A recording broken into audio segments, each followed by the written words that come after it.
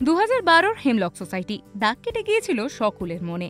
তারপর দীর্ঘদিনের অপেক্ষা, বদলে গিয়েছে অনেক কিছুই, বদলেছে আনন্দকরও। সে তার নামও বদলেছে আর তার পেশাও। সে তার পুরনো কাজটি ছেড়ে দিয়েছে।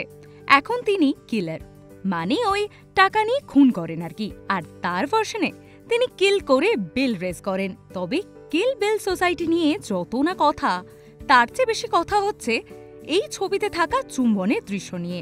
এর আগে পরমব্রতর সাথে কোয়েলের চুমুটা হতে হতেও থেকে গিয়েছিল, তবে এবার পরমব্রত ও কৌশানীকে অন স্ক্রিন চুম্বনের দৃশ্যে দেখা যেতে চলেছে।